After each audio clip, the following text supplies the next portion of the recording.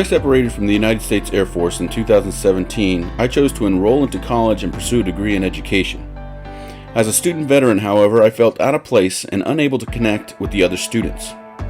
Luckily, there was a place on campus where I did feel comfortable and was surrounded by people I could relate to: the Veterans Lounge. It was there that I learned two things. The first was that most military veterans had difficulty transitioning back into civilian life. For many, it was very stressful, and for some, too much to take on their own. The second was that military veterans, no matter what branch of service, share a pretty special connection and style of communication. We supported each other as if we were still back on active duty. I realized our military experience had made us the only people in the world who were best suited to help one another. That's where the Veterans Lounge podcast comes in. Here, I try to recreate that environment that was so supportive for myself and many others. On the Veterans Lounge podcast, we'll hear veterans tell their stories of how they handled their return to the civilian world. We'll hear stories of overcoming adversities, goals and achievements, and possibly stories of duress from vets who struggle with things like depression and anxiety. In the end, what I hope to do here is to help, and I believe we can do that through the stories I share on this podcast. So whether it be one person or hundreds of people, I just want to help. And now, in association with the Veterans Nexus Foundation, welcome to the Veterans Lounge.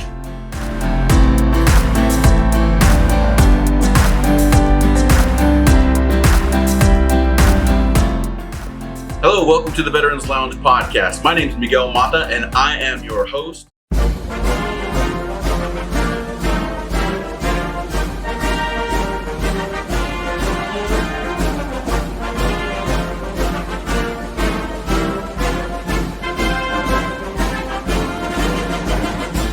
Super excited that you are able to join me on this particular episode because it is episode number 1. We're kicking off the Veterans Lounge podcast and I am super excited. It's been a long time coming, at least in my mind, right? Because I've been so excited, like I said, about getting it going. And I'm working in conjunction with a group called the Veterans Nexus Foundation. They're a nonprofit organization that helps veterans transition, that helps veterans with their transitions out of military life into civilian life. They do things like they offer grants, education grants. They offer textbook grants, for those that are going into higher education, and they help out with employment, seeking out and making employment connections, for veterans who are getting out of service. So, big thanks to the Veterans Nexus Foundation for looking me up. I feel myself, I'm so excited. I feel myself already going up, coming off the rails. But let me tell you a little bit about the Veterans Lounge podcast. If you already heard the introduction, it probably already makes a ton of sense. But as a recent college graduate following my retirement from the Air Force, there was one place on campus when I was seeking out my degree there at the College of Charleston, where I felt comfortable. Now, the students that were in my classes, these folks were cool, very inspirational, very motivated, whatnot, but they were very young. And me being a 40-something-year-old person, it was hard to make, difficult to make connections with people in that stage of their life, me being in this stage of life. But fortunately for me, I was able to find a place on campus where I could connect with people, and that happened to be the Veterans Lounge. And it's a place where I feel comfortable.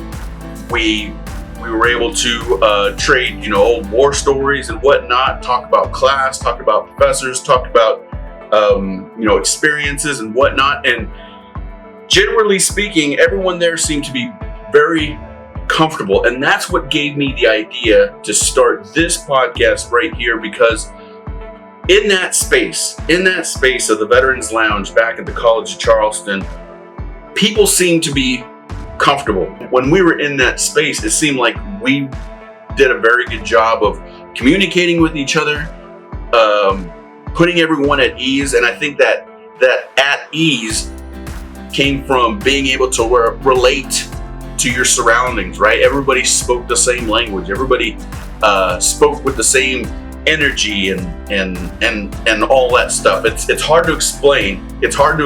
But I think that for you guys, the veterans who are listening, you guys probably understand what I'm talking about, because we talk to each other a certain way. We talk to each other. We just have a certain way of talking to each other, and we get each other. We just understand each other. And that's what that veterans lounge, back on that college campus, that's what I learned, right? One, that everybody's going through something. Two, we, the veterans, got each other. We understood each other. We communicated well with each other. We just clicked in a different way that was apparent to many of us that were in that room. That we clicked in a way with each other that we, the veterans, that we didn't in our classes and out in the real world. It's for those that aren't there and that don't experience that stuff, it's hard to explain. And I know that for my listeners on this podcast, at least the ones that I hope I have, the veterans, you guys understand what I'm talking about. It's just tough to connect. It's tough to connect. As much and as hard as we try, some of us, it's just tough to make those connections. So I started this podcast because I want you guys, I want to hear your stories. I want to hear what you guys have to say. I want to hear your stories. That was probably the best part of being in that lounge, was hearing the stories of the people that passed through there, and I've met people that were in medical whenever they were active duty. I met Marines, I met Army, I met Navy, me being the Air Force guy, and we all gave each other shit. Excuse my French there, but when we all gave each other shit, and it was good stuff though, it was just like back in the day, right? Anyway, I just met a whole bunch of people coming through there, and I just thought it was fascinating, and I wanted to start this podcast because I wanted to be able to hear your stories. I wanted to create an avenue for you, the veterans, to be able to share your story. If you felt like you had something that was worth sharing, share it. And I'm here to tell you, you do have something worth sharing. Here's why. Think about it. What is it that they used to tell us all the time? In the U.S. military, less than 1% or less of the population put on the uniform. And there's a reason for that. It's because we just operated at a different frequency than most, right? Than 99% of the U.S. population. We just operate at a different frequency. Being someone who is unique in that way, being someone who is unique in that way, each and every one of you who wore the uniform at one point or another has an interesting story, has a valuable story, has something worth sharing, because I'm almost certain to 100% that everybody walked away learning something. Either a do or a don't, but something, right? They took something away from their service that helped them make sense of something else. Or to the other extreme, in many ways, your military service affected you in a negative way. And you guys are working through things. I want to hear your stories too. I want to hear what you have to say. I want to understand what it is you're going through, because, even though I did 20 years and some change in the Air Force, I was never in combat, and I don't know what that feels like. And I'm not necessarily trying to exploit those that did experience combat. I'm not trying to exploit you, but I want to make this an opportunity. If you feel like you have something to share, I want to give you an opportunity on this podcast to share what you are experiencing, and I'm here to listen more than anything. I'm not necessarily here to help or to fix, as strange as that may sound. I'm not necessarily here to help or to fix. Something I learned fairly recently is that, And I'll attribute this to being in the service, right? We're fixers, we're doers, we're problem solvers, especially in the line of work that I used to be in. I used to fix airplanes, right? I fixed airplanes. I was in aircraft maintenance in the Air Force, 2A6X6. And, when problems showed up, planes needed to get fixed, missions needed to get flown, fuel needed to be turned into freedom and all that stuff. If you had a problem, a plane couldn't go, right? We needed solutions. And when it comes to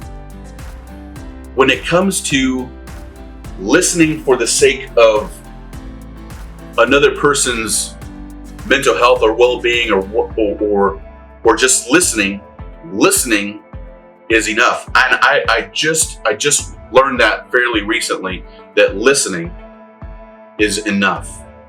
Listening is enough. You listen to help, but you don't necessarily listen to fix. And that's what I want to do here. I want to give you people who might be going through some challenges, who might be facing some adversity, I want to give you people an opportunity to be able to get that off your chest and share with whoever's willing to listen, myself and whoever else is willing to listen, and help us to understand, and help me and whoever's listening understand whatever it is that you're going through. Okay? And I think this is a good avenue for that, and I'd like to think that this is a good avenue for that. I want to offer this up to you. Many of you aren't experiencing challenges. Many of you found success right out the gate. And I want to hear your stories. What'd you do? Did you face any challenges? How'd you overcome them? What's your plan? What motivated you? Where's your motivation, etc.? I want to hear all that stuff. Do a quick time check here. Okay.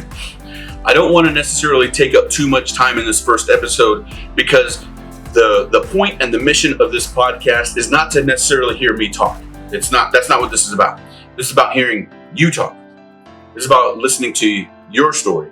This is about hearing what you have to share, right? So this being the first episode, but not talking into it, it's just me. I don't want to go too long, because I will, just drone on and on and on and on and on. So let me go ahead and share, since this is episode 1, let me go ahead and share a little bit about my story. Won't necessarily get into too much of the weeds here, right? But maybe, hit the high points, talk about how I find myself right here talking to you guys right here in this podcast. But I'll try to give you the abbreviated Reader's Digest version, just for the sake of time and whatnot. But here you go. So, back in the mid-90s, when I was 16, I got a girl pregnant and was not ready to start a family, obviously, right? And I left. I broke up with the girl and didn't see her again until about a year and a half later, right? And when our paths crossed again, almost 2 years later, it was under some strange circumstances, but our paths did cross again. And when I saw her and my little girl, right, my daughter, we had a daughter together. When I saw them, I had realized instantly that I had missed out on a lot. My daughter was talking and she was walking, and I missed out on all that stuff. And I just realized instantaneously that I'd missed out on a bunch, and I did not want to miss out on any more. So I worked at reestablishing a relationship with my daughter's mother. And just to back up just a little bit, my girlfriend, she was my girlfriend, we were very close, right? We were like, piece of carrots. But like I said, the pregnancy really kind of scared the crap out of me as a 16-year-old.